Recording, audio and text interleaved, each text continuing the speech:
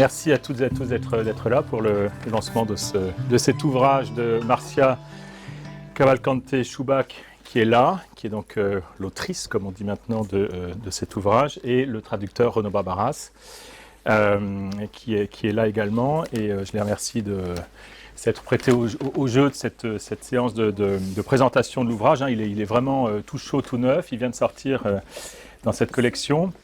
Je voudrais remercier très chaleureusement la librairie Vrin qui nous invite pour cette petite séance de présentation.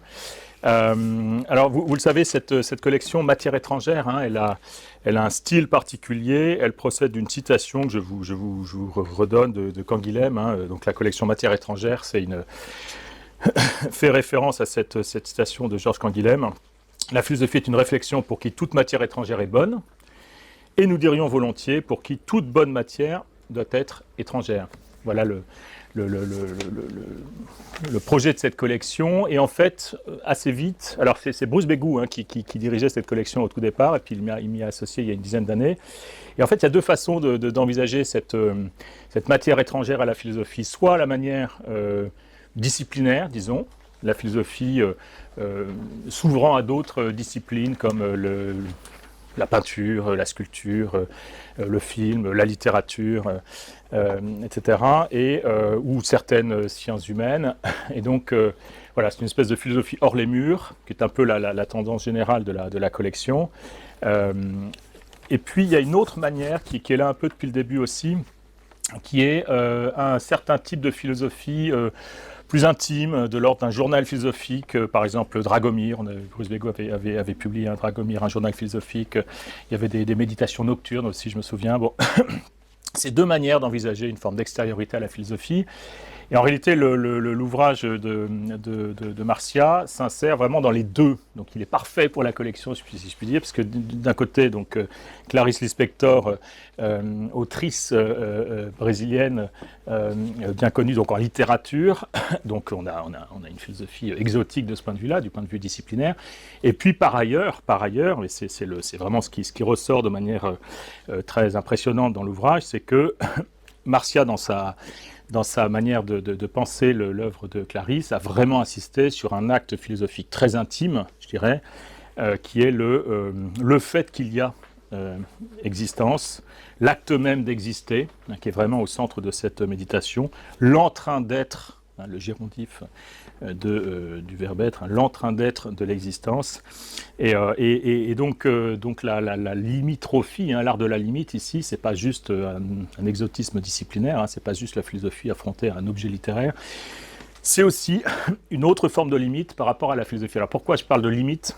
Pourquoi est-ce qu'on est à la limite de la philosophie dans cet exercice, disons, existentiel ?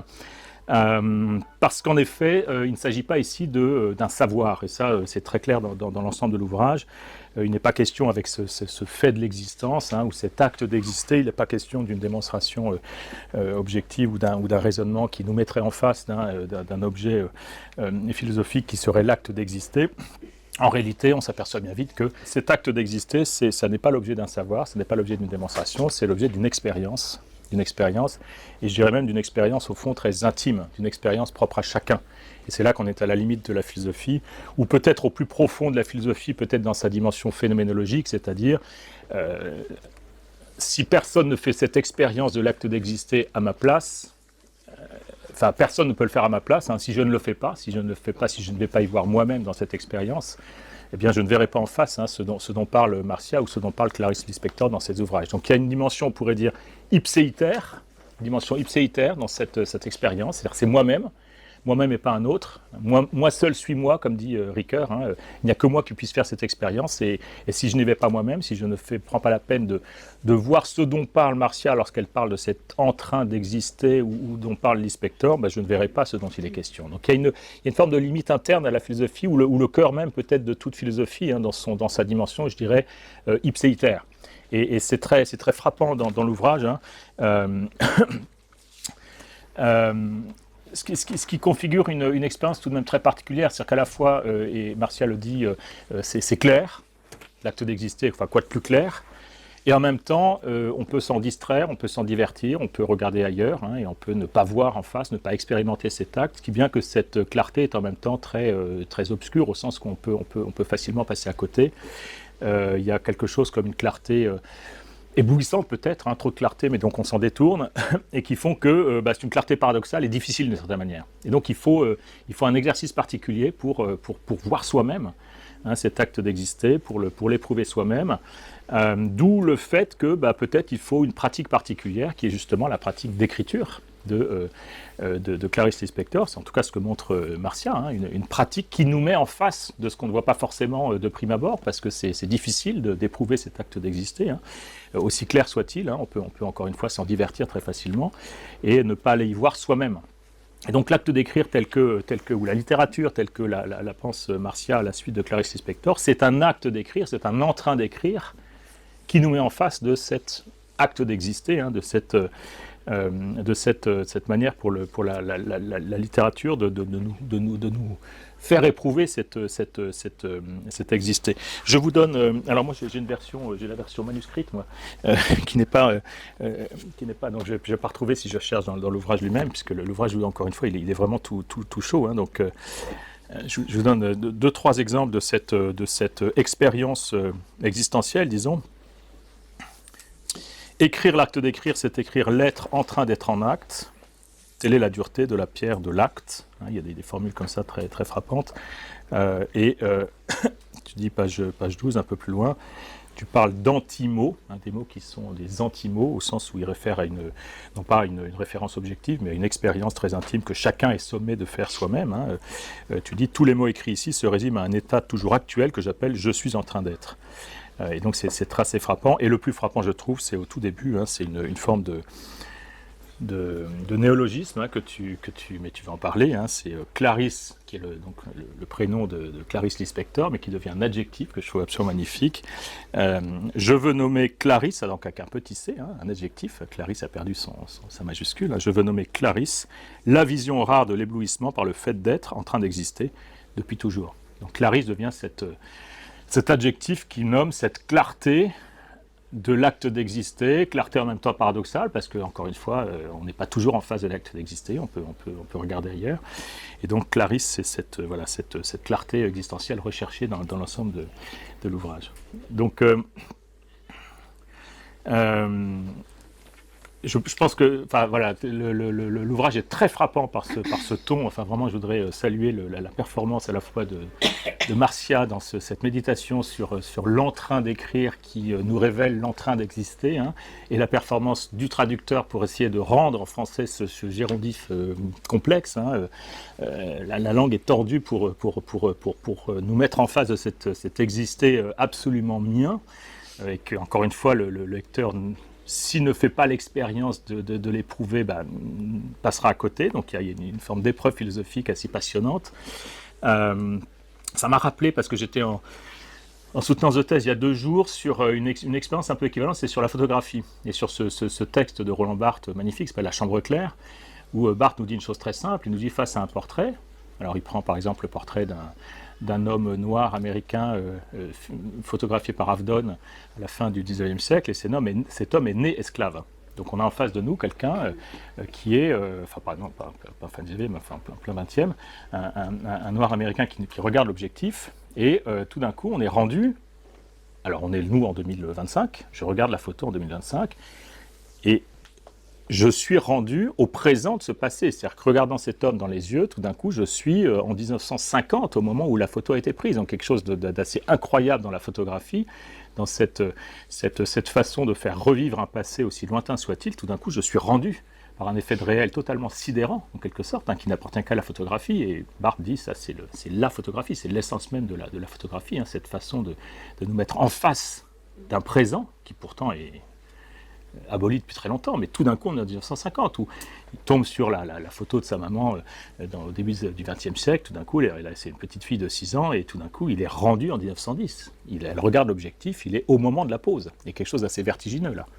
Mais ce qui est frappant dans cette expérience, c'est que si le lecteur ne veut pas voir ce dont il est question, s'il ne veut pas faire l'expérience vraiment existentielle de ce présent-là, il peut passer à côté. Il dit, bon bah oui, so what, c'est du passé. On peut toujours dire ça. Mais le cœur phénoménologique de la question, et je crois vraiment que c'est le cœur phénoménologique de l'ouvrage, c'est faisons cette expérience.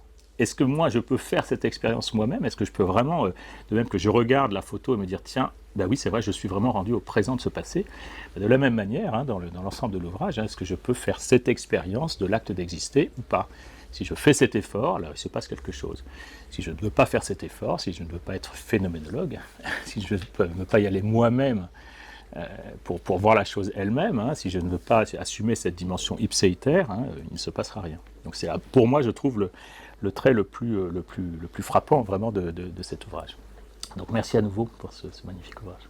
Merci. Et je le dis à la fois donc, en mon nom et puis au nom de Bruce Beggouk, hein, qui est le co-directeur de cette collection, hein, qui ne pouvait pas être là ce soir, mais qui était ravi d'accueillir cet ouvrage dans la collection. Merci beaucoup. Merci Étienne, je vais être court. Mais je voudrais tout de même présenter Marcia, puisqu'on arrive ex abrupto dans ce livre, et on ne connaît pas l'autrice. Et donc, quelques mots. Donc, tu as étudié à l'Université fédérale de Rio, ainsi qu'en Allemagne, à Freiburg. Et tu es devenu professeur à l'Université fédérale de Rio en 1994. Et en 1999, Marcia fonde avec Hans Ruin, spécialiste de Heidegger, le département de philosophie de l'Université Södertörn de Stockholm, où elle devient professeure, si je ne me trompe, en 2001, et elle est depuis professeure. Nous nous y sommes rencontrés en 2000, donc il y a 25 ans, par l'intermédiaire de Jacques Colette. Hein. Et évidemment, la brasilianité, la langue portugaise et la phénologie nous ont rapprochés immédiatement, et nous n'avons plus cessé d'être en contact et de nous rencontrer dans beaucoup d'endroits d'ailleurs. Alors Marcia est connue pour plein de raisons, mais elle est connue d'abord pour avoir traduit Sein und Zeit en portugais, ainsi que d'autres œuvres de Heidegger, et elle a également traduit du Hölderlin, du Schelling, du Dilthey, du Wittgenstein, etc. Par ailleurs, elle a une œuvre personnelle considérable qui croise la phénoménologie, la métaphysique et l'esthétique, œuvre qui, entre parenthèses, s'est déployée en portugais, en suédois, en anglais, et pour ce qui est des articles, en allemand et en français, si je me trompe, j'oublie peut-être. Mais enfin, voilà. Donc, pour ce qui est des livres, si je me trompe, c'est seulement portugais, anglais et suédois. Simplement, à titre indicatif, je donne une liste vraiment non exhaustive de ces ouvrages, en excluant les titres en suédois que je ne sais ni prononcer ni traduire. Et donc, je donne les titres en français, je traduis soit de l'anglais, soit du portugais, vers une phénologie du silence, en 1996, en collaboration justement avec Gilles Van Vogel et Hans Ruy. Alors, ce qui est, je crois, issu de ta thèse, le commencement de Dieu, la philosophie du devenir de la pensée tardive de Schelling, 1998. La doctrine des sons de Goethe en chemin vers la musique nouvelle de Webern, 99, donc tout un pan esthétique. Pour lire les médiévaux, un essai d'herméneutique imaginative, toujours en portugais, là, voilà. Œil à œil, essai de loin, publié à Rio en 2011. Plus récemment, alors traduit de l'anglais, je le traduis de l'anglais, le titre est en anglais, Temps en exil, en conversation avec Heidegger, Blanchot et Clarice Lispector. Donc première incursion sur Clarice Lispector. Le fascisme de l'ambiguïté, livre qui vient d'avoir un prix très important en Allemagne, que tu as reçu au mois de novembre. Pour le fascisme, l'ambiguïté, c'est un livre qui en fait est publié en anglais, si je me trompe. Tu l'as écrit en anglais ou en portugais? Tu l'as écrit en anglais? Non, j'ai écrit en portugais, il a été traduit en anglais. Et puis enfin, en collaboration avec à travers les yeux de Descartes, voir, penser, écrire. Et ce n'est pas exhaustif, 2024. Alors, Marcia va évidemment présenter son livre dans un instant, mais j'aurais juste faire une remarque en tant que traducteur pour ceux qui ne sont pas lusophones, car évidemment, ce qui constitue le motif central du livre est très profondément lié à la langue portugaise et à la spécificité de la langue portugaise, et donc a soulevé un problème de traduction que je veux juste évoquer. Et d'ailleurs, en relisant la version française, je mesure, alors c'est toujours le cas, vous allez me dire, mais là, à quel point quelque chose est perdu dans le passage au français. Donc deux remarques sur la langue. Tout d'abord, l'omniprésence du gérondif pour dire une action présente, un peu comme en anglais. C'est un trait fondamental du portugais du Brésil, parce qu'au Portugal, on ne l'utilise pas de cette manière. On ne dit pas « je travaille », mais « estou trabalhando », je suis en train de travailler, « I'm working » en anglais. Et donc, quand on dit « qu'est-ce que tu fais ?» en français, on dit « je travaille ». En portugais, on ne peut pas dire « je travaille », on dit « je suis en train de travailler ». Et quand je dis « je travaille », c'est pour dire une action beaucoup plus générale, qui plonge dans le passé et qui se cristallise au présent, mais qui ne coïncide pas du tout avec le présent. Donc le simple présent, le présent sans gérondif, nous dit qu'un état ou une condition qui s'étend dans la durée. On pourrait dire que d'une certaine façon, tout livre de Marcia consiste à ressaisir le sens de ce gérondif, ou plutôt à montrer comment l'œuvre de Clarice Lispector est comme une mise en scène et une exploration du gérondif, du cœur du gérondif. Ça, c'est le premier point, qui d'ailleurs apparente le portugais à l'anglais. Deuxième point, fondamental de la langue, évidemment, la distinction entre deux verbes être, qui est d'ailleurs, je crois, le cas aussi en espagnol, estar et ser. Deux verbes être. Le premier renvoie à un état passager, qui n'est pas donc du tout constitutif du sujet de la phrase. Par exemple, je suis fatigué ou je suis malade. Le second renvoie évidemment à une détermination substantielle et pérenne. Je suis français, je suis brun, etc. Voilà en gros la différence qui est absolument fondamentale. Alors ce qui est évidemment, il y a des cas intéressants. Quand je commençais il y a maintenant bien longtemps à parler portugais, ça me troublait parce qu'on utilise le verbe ser pour dire je suis riche, je suis marié ou je suis privilégié. Donc on présuppose que ça a à voir avec une détermination substantielle, alors qu'après tout, autant la richesse, le privilège que le mariage, évidemment, sont plutôt, sont d'une certaine façon ontologiquement du côté de je suis fatigué ou je suis, etc. Donc en tout cas, voilà. Surtout marié. Je n'ajoute pas de commentaires. Et on dit aussi je suis ministre, et c'est pour ça qu'un jour un ministre brésilien a dit non sou ministro, estou ministro. C'est-à-dire je ne suis pas ministre, je suis ministre. On ne peut pas le traduire en français. C'est-à-dire que je ne suis pas ministre substantiellement, je suis ministre au sens où je suis fatigué. C'est-à-dire c'est absolument temporaire, estou ministro. Alors l'intérêt de la chose, je dis pourquoi je dis ça, c'est parce que ça permet une généralisation du gérondif qui est toujours adossé au verbe être au sens de star, c'est-à-dire au sens du verbe non substantiel. C'est-à-dire, je suis actuellement et provisoirement, au train de faire ceci ou cela. Donc vous voyez l'articulation entre le premier verbe être et puis l'utilisation du gérondif. La seconde conséquence, qui est importante pour la suite, c'est évidemment l'usage du verbe être substantiel ser dans les formes passives. Par exemple, pour dire l'action qui est en train d'être subie. Par exemple, je suis menacé, estou sendo ameaçado, c'est-à-dire je suis en train d'être menacé. Et on peut trouver l'équivalent en anglais. En français, pas du tout. On dit je suis menacé. En portugais, on dit estou sendo. Donc les deux verbes être, l'un qui est gérondif, l'autre non, ameaçado. Voilà. Donc vous allez voir pourquoi je vous dis ça. Alors, comme elle le dit dès le début et comme tu l'as très bien dit, ce qui motive le livre de Marcia, c'est l'étonnement et l'éblouissement devant l'existence. Mais celle-ci ne doit pas être comprise, contrairement à ce que dirait le français, comme un fait, c'est-à-dire comme la réalisation d'une essence, mais l'existence doit être comprise comme une pure activité, comme un être en train d'exister, sta existendo, je suis être en train d'exister. De sorte que comprendre l'existence, c'est comprendre cet en train de, sto existendo, je suis en train d'exister.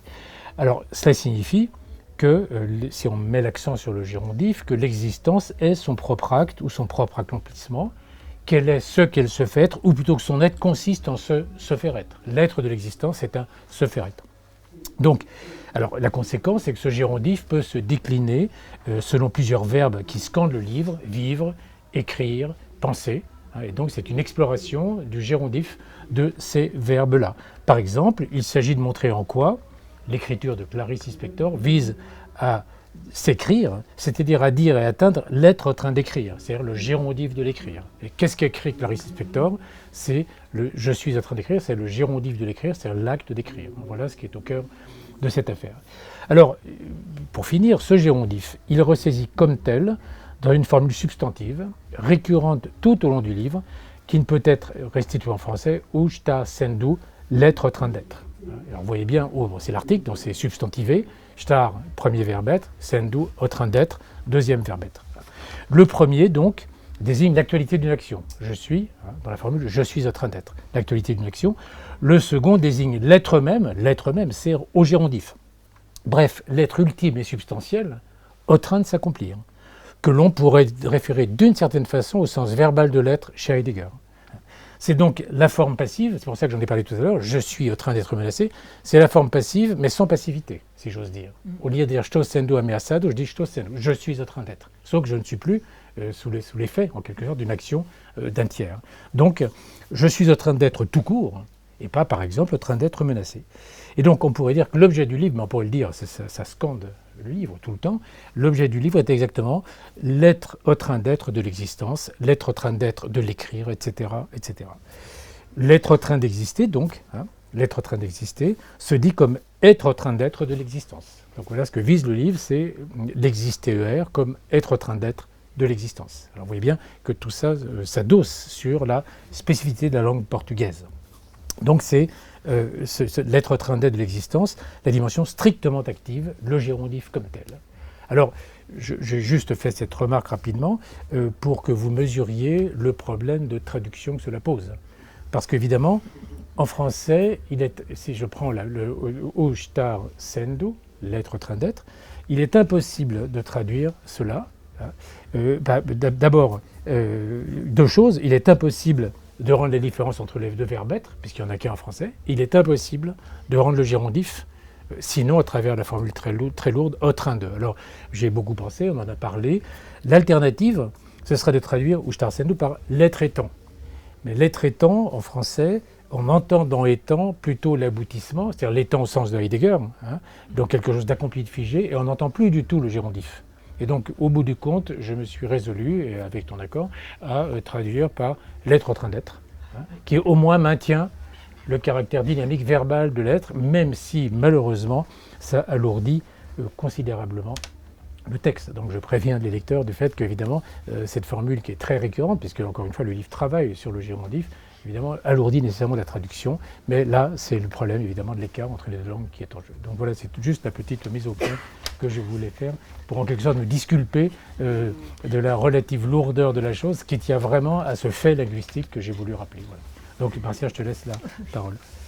Bon, d'abord, je voudrais surtout remercier vraiment, vivement, profondément Areno Barbaras, ce grand ami philosophe, au sens de philosophe, pour avoir traduit et fait ce travail vraiment extraordinaire, parce que quand j'ai réussi la traduction, on a parlé sur des détails, mais j'ai réussi la traduction tout entière, j'avais un peu peur quand j'ouvris, j'ai dit « oulala, c'est ça devient tellement horrible, qu'est-ce qui va se passer avec notre amitié ?» J'ai eu un peu peur. Mais c'était vraiment un étonnement, et pas une surprise, parce que Reno, à part être traduit par un grand philosophe comme lui, mais un grand connaisseur de la langue portugaise au Brésil. Il a traduit João Cabral de Melo Neto, les Cães Sem Plumas, les Chiens sans plumes. Une traduction merveilleuse. C'est vraiment pour moi, c'est plus qu'un honneur, c'est vraiment un grand cadeau, je pourrais dire. Si la philosophie peut donner un cadeau, c'est un cadeau philosophique. Je vais aussi bien sûr remercier vraiment à Étienne Bambinet et à Bruce Bego, que je n'ai jamais rencontré, mais Étienne, bon, et vraiment pour avoir accueilli ces livres, et pour les mots généreux d'introduction. Et aussi remercier la librairie qui nous accueille, et vous qui nous aidez. Bon, voir Clarice Lispector, cette grande écrivaine brésilienne, rentrer dans ces étagères de la maison d'édition des philosophes, c'est vraiment un événement. Elle rentre comme matière étrangère et, bon, Étienne a déjà répondu à ma question ici, qu'est-ce que ça veut dire cette matière étrangère ou l'étrangeté de la matière elle-même, mais c'est pas qu'il s'agit d'un livre de littérature. Je dirais, c'est même pas le rapport entre philosophie et littérature, non plus une femme, c'est assez une question, comme vous savez, ou même pas tout à la fois. Moi, je dirais que l'étrangeté de la matière Clarisse, avec un adjectif, oui, la matière Clarisse, c'est vraiment de faire connaissance, on pourrait dire, découvrir une pensée, on dirait du sens classique, une ontologie complètement différente. C'est vraiment, je dirais, à mon avis, une révolution ontologique. Ça veut dire que l'essence de la philosophie, avec tout mon amitié et respect pour la phénoménologie, d'où j'en sors aussi, etc., je disais que ça, elle laisse tout ça exactement à cause de ce famigerado, on dit au portugais, gérondif, l'entrain d'être. Hein. Ça veut dire ni philosophie ni littérature peut-être, mais c'est qu'elle-même disait en introduisant un verbe comme un seul mot, penser, sentir, et derrière la pensée. Ça veut dire que derrière la pensée, le titre du livre, c'est une expression de Clarisse qu'elle travaille beaucoup dans un livre qui s'appelle Agua Viva et d'autre part, etc. Très bref, sur Clarice Lispector, je ne sais pas si j'ai besoin de dire qu'elle était née en Ukraine, à Tchétchénie, en 1920. Elle est morte, elle est décédée, elle est migrée avec sa famille au nord-est brésilien. Elle a décédé en 1977, à l'âge de 57 ans. Et bien sûr, une grande écrivain au sens qu'elle n'est pas seulement une des grandes écrivains brésiliennes, mais elle est peut-être une des plus grandes, vraiment, avec une force et reconnue, acclamée dans le Brésil, même quand elle était vivante, même je dis, parce que parfois pour les femmes c'est toujours après, et aussi internationalement. On peut dire qu'en France, vous connaissez peut-être mieux la réception de Clarisse que moi-même, son traducteur, mais les travaux du point de vue de la philosophie de la théorie, qu'on doit assez à Hélène Cixous, qui a écrit vraiment des livres très très beaux et a eu l'expérience que moi-même, je peux dire, d'être en tant que brésilienne qui va à l'école, comme vous lisez Rimbaud, vous, notre, je dirais, Rimbaud, Baudelaire, etc., de lire Clarisse à l'école et ne comprendre rien. Impossible.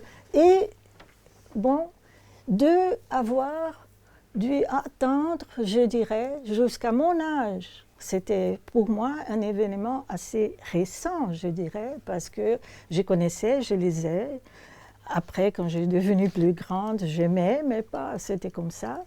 Quand j'ai eu vraiment une espèce de flèche, comme Hölderlin raconte qu'il a eu la flèche d'Apollo, j'ai eu la flèche Clarisse sur moi à l'âge, moi, de 57 ans, par coïncidence, l'âge qu'elle a eu quand elle est morte, quand elle est décédée. C'est coïncidence, ça, c'est pas une construction pour me raconter de n'importe quelle manière.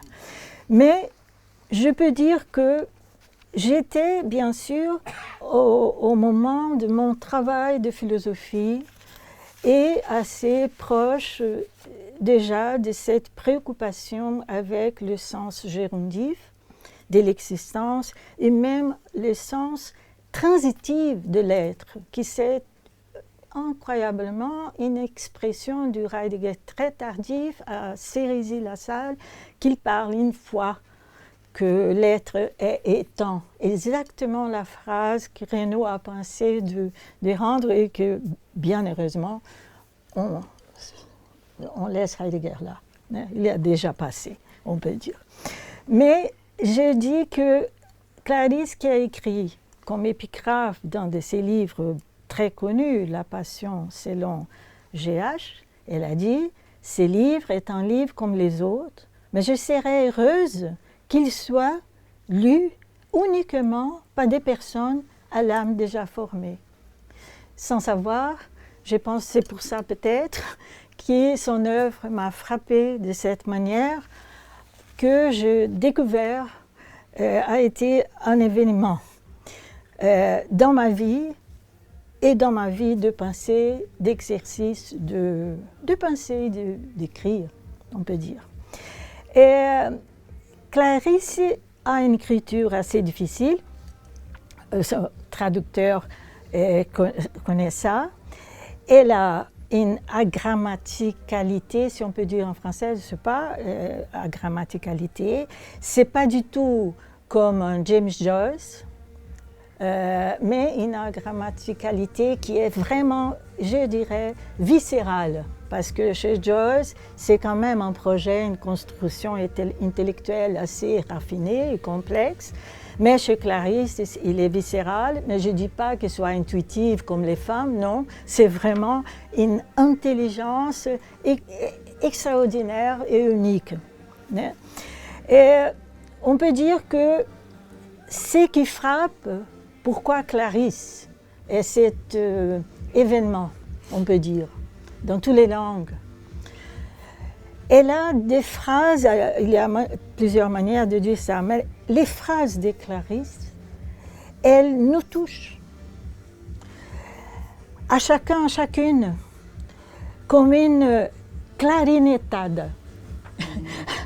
Une clarinetade, c'est une jonction, c'est un mot qui n'existe pas d'habitude en portugais, c'est une piqûre de clarinette. Ça veut dire que ça nous touche et résonne et subitement on voit, c'est comme un rayon qui pendant un instant, l'instant-ci, o instante já, de la lecture, elle illumine tout avec une clarité, une clarté unique. C'est pas la clarté, c'est pas la clairvoyance, c'est pas la Aufklärung, c'est une lumière tout à fait unique, une claricité, je dirais maintenant, mais pas dans le livre, une clarté, une vérité, une réalité qui est dévastatrice, elle est accablante, elle a une beauté des phrases qui sont jamais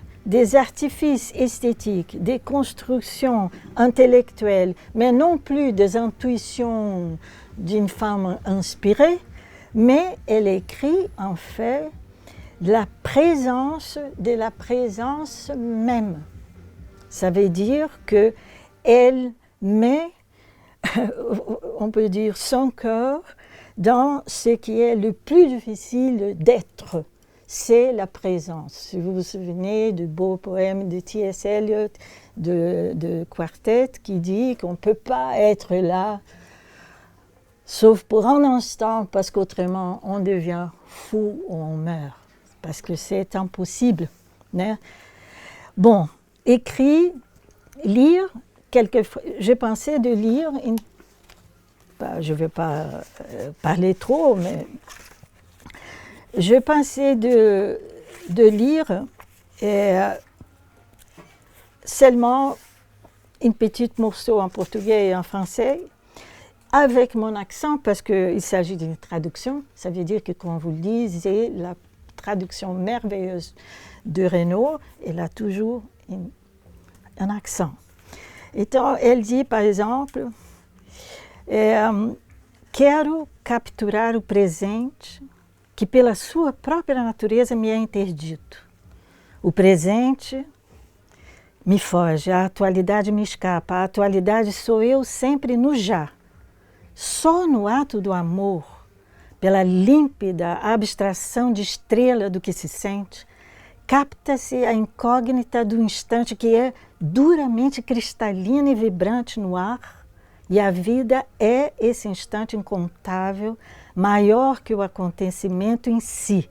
No amor, o instante de impessoal joia, refúgio no ar, glória estranha de corpo, matéria sensibilizada pelo arrepio dos instantes, e o que se sente ao mesmo tempo que imaterial, tão objetivo que acontece como fora do corpo, faz cante no alto, alegria é matéria de tempo e é por excelência o instante. E no instante está o é dele mesmo. Quero captar o meu é. E canto aleluia para o ar assim, como faz o pássaro. E meu canto é de ninguém. Mas não há paixão sofrida em dor e amor a que não se siga uma aleluia. Elle dit, je veux posséder, je veux capturer le présent qui par sa nature même m'est interdit. Le présent me fuit l'actualité m'échappe. L'actualité, c'est moi toujours dans les déjà. C'est seulement dans l'acte d'amour, par la limpide abstraction d'étoiles, de ce que l'on sent, que l'on capte l'inconnu de l'instant qui est durement cristallin et vibrant dans l'air, et la vie est cet instant incomptable, plus grand que l'événement en soi, dans l'amour, l'instant d'impersonnel joyau resplendit dans l'air, gloire étrange décor, matière sensibilisée par les frissons des instants, et ce que l'on sent est, en même temps qu'immatériel, si objectif que cela se passe comme hors du corps, étincelant dans les auteurs, joie est matière de temps, et par excellence l'instant. Et dans l'instant est le est de l'instant lui-même. Je veux capter mon est. Et je chante Alléluia dans l'air ainsi qui fait l'oiseau. Et mon chant n'est à personne, mais il n'est pas de passion soufferte en douleur et amour qui ne soit suivi dans l'Alléluia. Ça, c'est Clarisse. Dans la traduction de Didier Lamaison, à qui je remercie. Bon, on peut dire que la beauté des phrases de Clarisse, hein, je dirais que pour elle, elle a toute une pensée de la phrase, hein, une chose que je viens d'écrire là-dessus. Et la phrase pour elle, comme elle dit, advient, hein, et elle dit, quand elle advient, la phrase, je sens une beauté presque insupportable et indescriptible, comme l'air étoilé, je fais une traduction ici, mais vous me pardonnez, vous le grand traducteur, comme un air étoilé, comme la forme informe, comme le non-être en train d'exister, comme les splendides respirations d'un animal. C'est dans les souffles de la vie. Ça, c'est la lecture de Clarisse. C'est comme ça que je résumerai. Bon, je dirais que ce qui frappe le plus, c'était pour moi une chose, je ne veux pas que je mélange tous mes trucs là, c'est que on trouve, j'ai choisi ce passage parce qu'on peut reconnaître pourquoi Clarisse a attiré tellement les philosophes. On peut dire à cause de de l'être.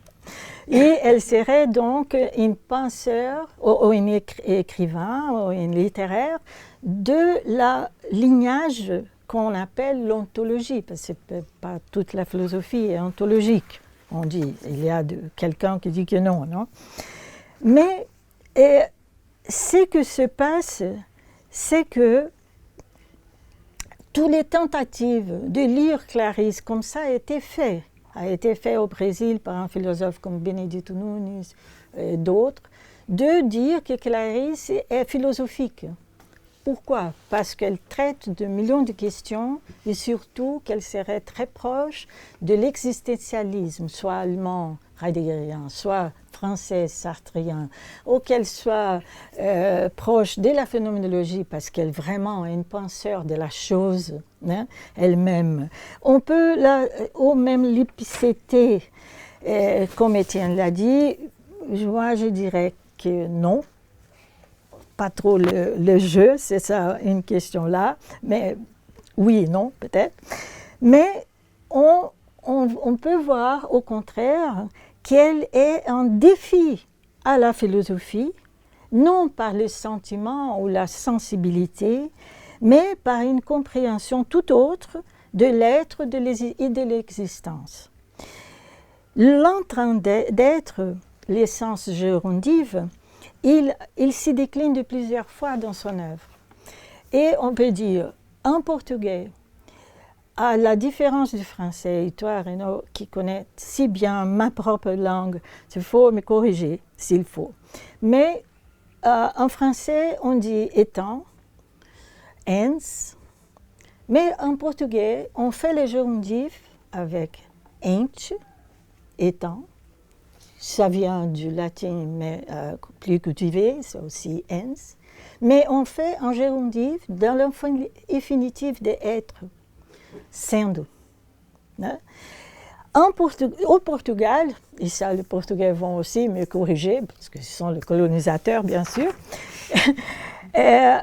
on utilise plutôt, par exemple, c'est comme en allemand, qu'on dit en allemand, ich bin am sterben, je suis en train de mourir, ou je suis am, avec l'infinitif. Au Portugal, on utilise beaucoup estou a fazer, né? Estou a sentir, ça veut dire c'est le gérondif infinitif. Né? Mais au Brésil, nous faisons les carnavals de gérondif. C'est vraiment le gérondif tous les temps, c'est le sendo. Une grande artiste plastique, Lígia Pape, qui a eu une grande exposition ici, avait un tableau comme ça, avec un peu Rothko, et sendo. C'est comme ça, c'est vraiment presque un statement. Mais on peut voir qu'il est en train d'être l'essence gérondif. Pour Clarisse, c'est une thématique parce que ça, pour elle, elle dit toujours, qu'est-ce que j'écris? J'écris l'acte d'écrire. J'écris l'intention d'écrire. Mais pas pour un formalisme. C'est ça qui est passionnant avec Clarisse. C'est la vie, comme elle dit, que me est. Alors, c'est pas le jeu, je dirais. C'est ça qui disparaît complètement dans la pensée de Clarisse. C'est comme une phénoménologie à l'envers, parce que c'est vraiment la vie que me est. Alors, ce qui est incroyable dans son ontologie, on pourrait dire gérondive, c'est qu'il s'agit de l'acte de l'exister, que l'existence existe. Et ça, c'est un événement dans notre vie, notre existence. Parce que, d'une certaine manière, je dirais que Clarisse corrige toutes les fautes de Heidegger. Je suis la traductrice de Heidegger, quand même, je peux dire, parce que elle fait montrer qu'il s'agit de ce que l'existence existe. Et cette que, peut-être en allemand on pourrait dire das, hein, est un événement parce que ça doit nous frapper. Ça nous frappe dans l'existence. Ça veut dire que toute la pensée de Clarisse est tellement touchante. J'avais écrit ici, mais maintenant j'improvise. C'est tellement touchante parce qu'elle écrit sous le point de vue de cette piqûre du toucher. Il y a tellement de pensées dans la phénoménologie, dans la pensée de Reynaud, la pensée d'Étienne, la pensée de toute l'histoire phénoménologique, la pensée de Jean-Luc Lincy, de Derrida sur les touchés. Mais Clarisse, elle a cette piqûre du toucher, alors c'est-à-dire que sa perspective, c'est de l'incidence, incident, dans toutes les manières possibles de l'existence. C'est une chose vraiment unique. Et le livre, une chose qui se passe avec cette déclinaison ou iscansion que Reynaud a utilisé ce verbe, c'est, je pense, très très bien, du gérondif dans son œuvre, que c'est l'acte d'être en train d'écrire, où c'est vraiment la présence. Je dirais que Clarisse m'a montré un Descartes complètement gérondif, cogitans. C'est pas cogito, c'est les rex cogitans, c'est l'entrain de penser aussi Descartes, qui nous donne cette teneur d'être en train d'exister. Ce n'est pas simplement l'existence ou son fait, on peut dire, mais c'est l'acte, c'est l'action in actu, c'est l'acte in actu, c'est ça que c'est là. Et ça, on dirait que ce qui se décline avec ça et qui est une chose absolument extraordinaire dans son langage agrammatical, c'est que le verbe exister se conjugue vraiment transitivement. Clarisse écrit l'existence m'existe, existe, vous existe, nous existe. Le verbe être, c'est très difficile de faire, je ne sais pas faire en français. Être, je ne sais pas, je ne peux pas. Mais elle réussit à faire de ça une langue tellement vivante, parce qu'autrement, on peut avoir une langue très construite, très formelle, très recherchée, très snob, très intellectualisée. Mais c'est comme j'insiste, c'est pas l'intuition, c'est pas ça, c'est une vision unique, épiphanique, de ces points d'incidence, cette piqûre de l'incidence dans tous les sens.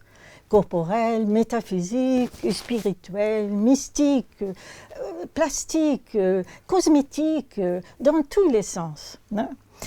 Et pour résumer comment que le livre est structuré, je peux dire comment il a été écrit peut-être. J'espère que vous allez le lire, je n'ai pas besoin de trop expliquer, j'espère.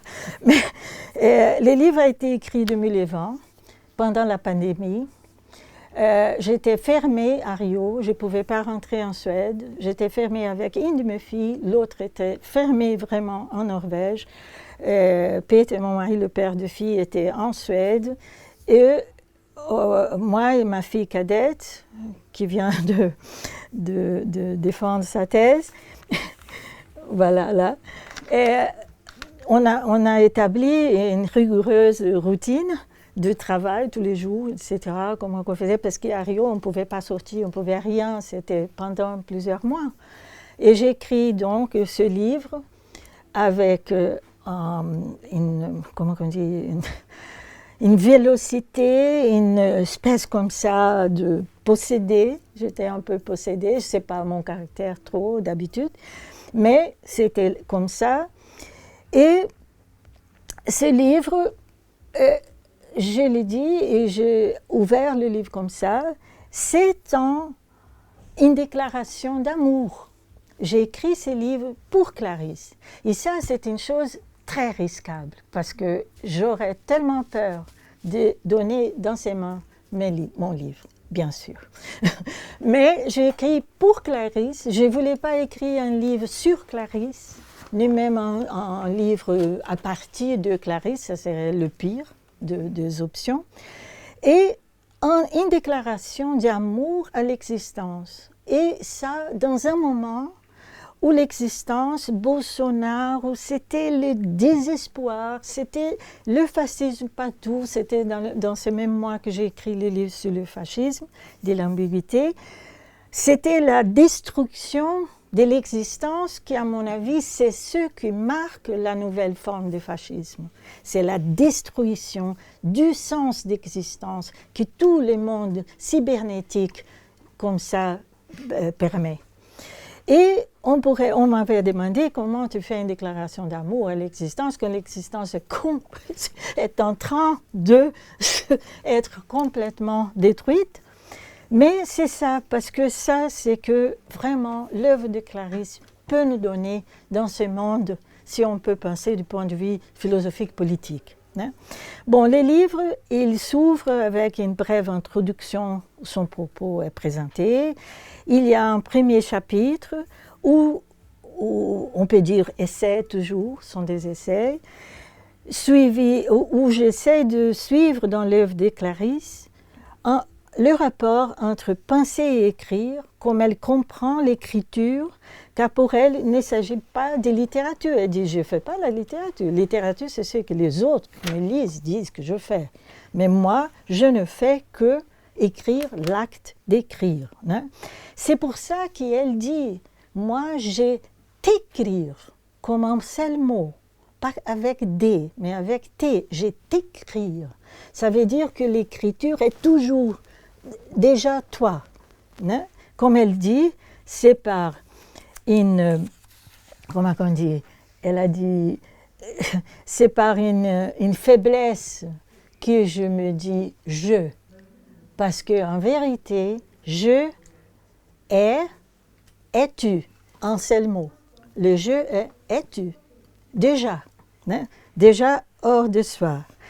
Elle est dans le deuxième essai au chapitre, les livres suivis le sens de la pensée qui dans son œuvre et plus explicitement dans Agua Viva, que Monsieur Lamaison a fait cette belle traduction, c'est défini comme une pensée derrière la pensée, comme un penser-sentir, un bouleversement des registres, soit réalistes, idéalistes, logiques ou même phénoménologiques, du rapport entre pensée et sensibilité. Les livres n'est pas du tout écrit dans son terme, dans ce terme. Les livres, j'écris d'une manière beaucoup plus, comment on dit, dans une fluidité. Je n'utilise pas trop les catégories philosophiques pour la faire, aucune comparaison avec des philosophes. Beaucoup de gens disent que Clarisse est spinoziste. Elle est ça, elle est iste. Non, Clarisse est clariste. Elle est clariste. Hein? Mais seulement pour que vous puissiez avoir une idée. Dans le troisième essai, au chapitre, je présente la pensée Clarisse, qu'elle appelle l'inconscience créatrice du monde. Ce n'est pas l'inconscient, ce n'est pas freudien non plus. C'est l'inconscience créatrice du monde. C'est le monde nous créons, c'est le monde nous faisons. Mais c'est ces faisants qu'elle décrit. Ce n'est pas le monde comme une catégorie, que l'universel, le général, etc. qui nous fait. C'est l'essence du monde dans son œuvre, du monde comme création de sens, sens de création. Dans le quatrième essai, le livre traite de la pensée Clarisse du langage, poursuivant ses ébauches pour une espèce de, je dirais, une linguistique Clarisse de la langue, parce que ce qu'elle fait, c'est qu'elle comprend, c'est la langue et le rapport entre langue et pensée, langue et littérature, langue et philosophie, comme on voudrait décrire, c'est le langue au bout de la langue. C'est du langage imminent, du langage venant au langage, du langage en train de se dire, ce qui découvre un tout autre rapport entre langue et silence, entre les mots et les choses, entre langue et parole. Le dernier essai, je traite du sens gérondif de l'existence, de sa transitivité constitutive. C'est le sens gérondif est transitive. J'existe, l'existence nous existe, etc.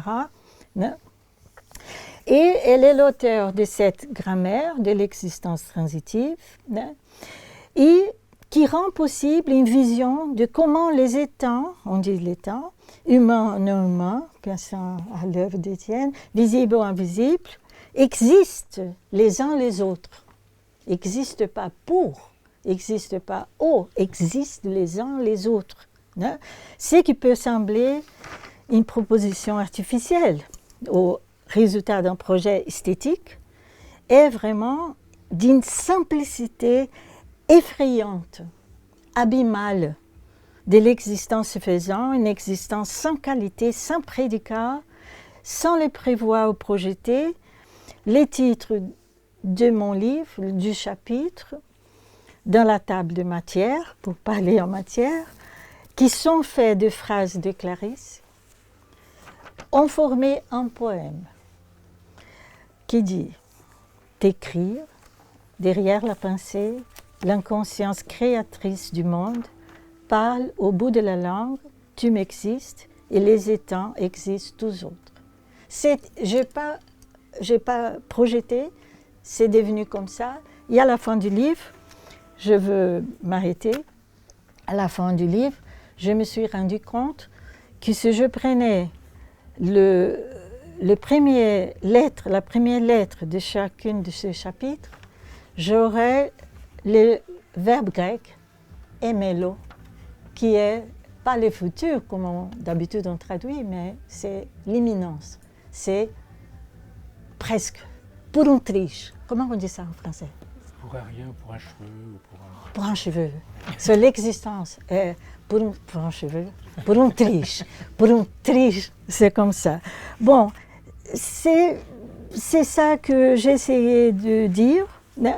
et de montrer ça avec un langage qui ne serait pas une imitation, un mimétisme, un pastiche de Clarisse, parce que ça serait une shame on me, comment on dit, une honte absolument terrible, et de ne jamais laisser la philosophie, le déjà savoir de la philosophie, cette charge conceptuelle, étouffer cette ontologie gérondive.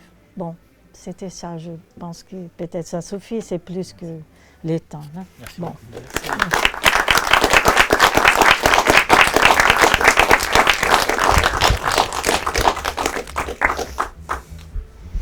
N'hésitez pas si vous avez des questions.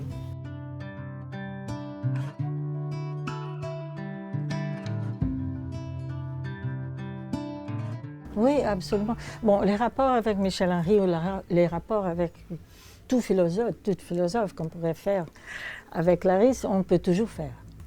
La vie se me est, c'est même pas la vie que est, mais la vie se me est. Il y a une pronominalité, réflexivité qu'elle fait.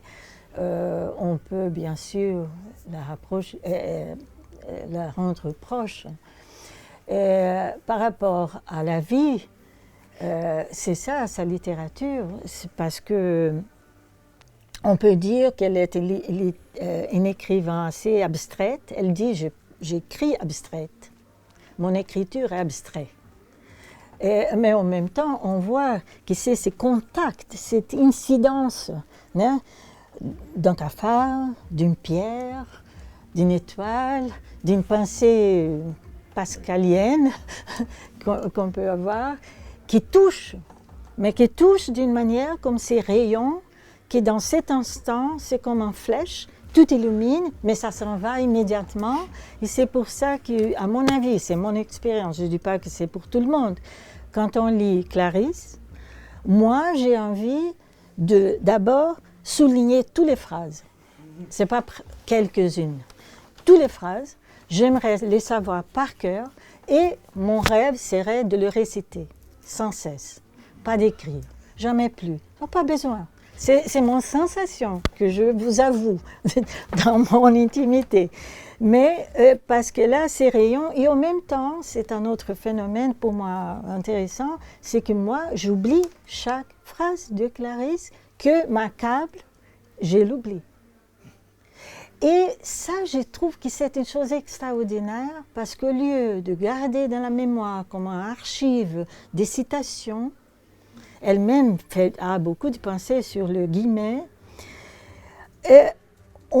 c'est que quand on la relit comme si c'était la première fois. Alors la grande expérience, c'est comme si c'était la première fois, parce que ça, c'est notre expérience du langage. Chaque mot que nous disons, elle a été déjà dit millions de fois, pour millions de générations, etc., dans une tradition, mais à chaque fois, c'est comme si c'était la première fois. Hein? Alors, dans ce sens.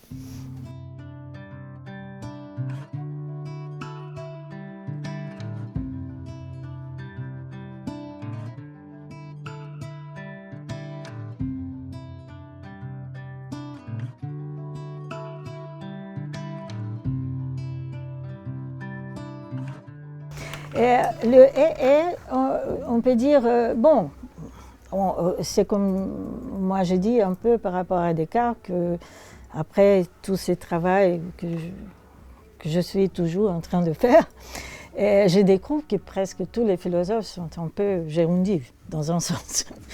Ça veut dire qu'on peut reconnaître. Mais je dirais que le est, chez Clarisse, fait une chose vraiment extraordinaire, qu'elle dit, c'est le mot plus important de la langue, c'est « est ».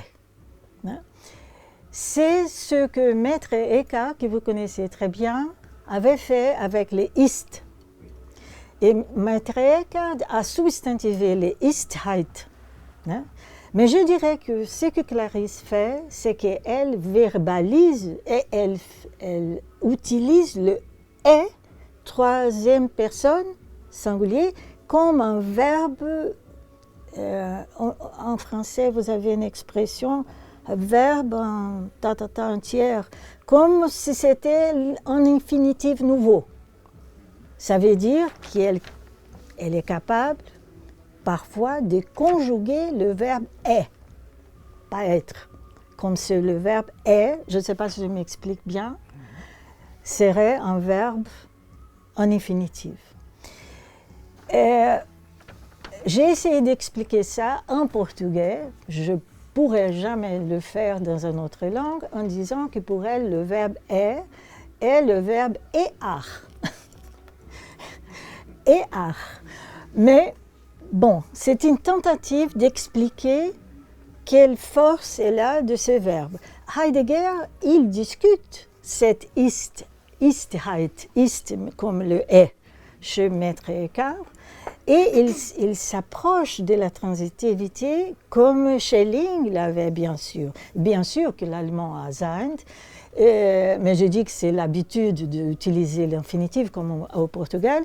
Et Heidegger, dans la conférence Basis Philosophie à Cerisy-la-Salle, il dit « Sein ist seiend », ça veut dire il rompt complètement avec la différence ontologique, etc., tout ça qu'on connaît. Bon. Par rapport à la passion est tout. La passion du Christ, c'est la passion Pasolini, c'est la passion de Bach. Hein? La passion christologique n'est pas exclue. Non, jamais. Parce que Clarisse est juive, mais elle est catholique. Elle est macumbeira, comment on dit? Elle est macumbeira. Elle est kabbaliste. Vous m'aidez, le lusophone. Elle est macumbeira, elle est kabbaliste, elle est juive, elle est catholique. Elle voulait même être enterrée catholique, elle est enterrée juive. Mais bon, bien sûr, pour elle, on dit mystique. Pour seulement résoudre ce problème qui est un peu difficile. Mais bien sûr, pas du tout. Mais la passion, c'est beaucoup la musique. La musique chez Clarisse, très important. La passion de Bach. Mais ce qui est très important, c'est de comprendre, c'est long. La passion, c'est long. Et c'est long, c'est toute une pensée de Clarisse. Je viens d'écrire là-dessus parce que tout le monde discute la passion, le GH, mais qu'est-ce que c'est long? Et c'est intéressant si on relit la passion, c'est long, GH, en cherchant les c'est long, on va trouver les mains. Les c'est long, ce sont les mains. C'est toute une pensée des mains en train d'écrire, qui est très beau. Et par rapport au it, dans ces livres que je écris en anglais, Time in Exile, Le temps en exil, en conversation avec Heidegger, Blanchot et Clarisse, je regardais ces philosophèmes en commun parce que pour elle, le neutre est un mot de la passion. Elle parle de neutre, du cafard, de la vie, du neutre. Et aussi le S, le it, mais en réfléchissant, en lisant, en écoutant, en lisant une autre voix. Lisant une autre fois, c'est le plus important. J'ai découvert que le it, parce qu'elle fait beaucoup d'anagrammes. Beaucoup d'anagrammes. Pour moi, le it, c'est ti. Bien sûr. Le ti comme un miroir. Cette pauvreté de moi-même, que je suis tellement terrible, que je m'appelle je, elle dit, c'est parce que je est tu. It, c'est les ti. Ça c'est ma suggestion. Et si on veut vraiment rentrer dans Clarisse est une grande penseuse de la nuit. Elle est une grande penseuse de l'animal.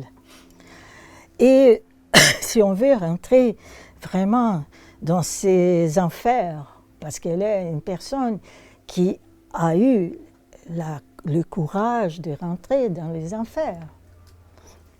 Alors, vraiment, il faut comprendre comment qu'elle... maintenant, j'ai raté. J'avais une chose très bien qui vient de disparaître. ça va venir. Bon, il faut rentrer dans ces enfers pour découvrir ce Alléluia, on peut dire. Hein. Et aussi parce que Clarisse, elle est toujours en train de... Non, c'est ça, si on veut rentrer dans ces enfers, il faut lire ces contes magnifiques qui s'appellent L'œuf et la poule. Pas les poulets, comme je dis parfois, ça devient horrible. C'est L'œuf et la poule, parce que c'est un conte tellement énigmatique qu'elle-même ne comprenait pas. Elle est allée à 2 congrès dans sa vie pour faire des conférences. Elle est allée à Austin, Texas, comme tous les grands philosophes, et elle a parlé sur la littérature avant-gardiste brésilienne. C'est un beau texte sur João Cabral, sur Carlos Drummond de Andrade, etc. Et elle est allée à Colombie pour le premier congrès international de sorcellerie, bruxerie, hein, sorcellerie. Et quand elle était là, elle a dit, qu'est-ce que je veux dire, qu'est-ce que je veux dire? Elle a dit, je vais lire ce que je ne comprends pas du tout. Elle a lu son conte, L'œuf et la poule. C'est un texte absolument impossible de le lire. C'est comme un conte qu'elle écrit qui s'appelle Onde estiveste à noite. Où étais-tu? Où étais-tu? Oui, la nuit. Alors, cette rencontre avec la nuit, c'est énigmatique. Ça veut dire que Clarisse, elle est un défi pour les philosophèmes, parce qu'elle montre les fonds abyssal des philosophèmes, mais elle est aussi un défi pour toute théorie littéraire. Parce que, comme elle dit, il y a une histoire assez intéressante, rigolo, parce qu'elle habitait à Leme, c'est un quartier à Rio assez sympa. On était là pour voir son statue, on a fait une photo. Et elle allait à un restaurant là-bas, c'est aussi un classique. Et une étudiante de théorie littéraire voulait vraiment parler avec elle et trembler parce qu'elle était une personne comme ça.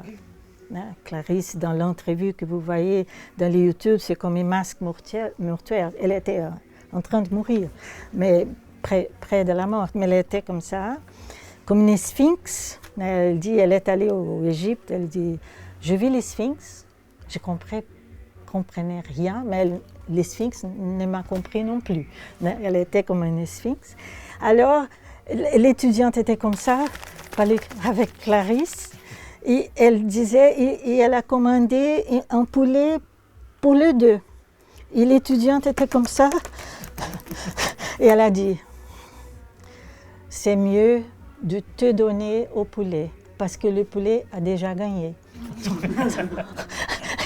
Tu as déjà perdu la bataille. Alors, on peut voir cette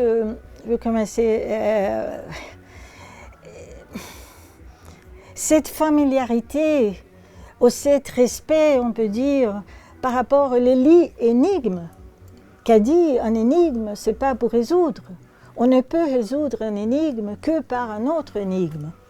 Alors, le courage de ne pas savoir et se laisser guider par les non-savoirs, ça c'est une chose vraiment une limite par rapport aux philosophes. Ça c'est vraiment la difficulté. Et en plus, comme elle dit dans une des épigraphes que je trouve plus beau, plus belle par rapport à nous tous, elle dit « Les points de départ doivent être « je ne sais pas », ce qui est un abandon total. S'abandonner. Il y a un autre passage, c'est de... Moi, il faut avouer, je ne sais pas si c'était vous, Monsieur Lamaison, qui a traduit Le bâtisseur de ruines, mais je ne comprends pas du tout ce titre, Le bâtisseur de ruines, parce qu'il s'appelle Une pomme dans le noir, dans l'obscur. Je ne comprends pas. Bon. Alors, mais c'est un passage de là qui dit « Ce que nous sommes véritablement, c'est ce que l'impossible crée en nous. Et peut-être son histoire serait celle d'une impossibilité touchée de la façon dont on pourrait la toucher, quand les doigts sentent la veine dans les silences du pouce.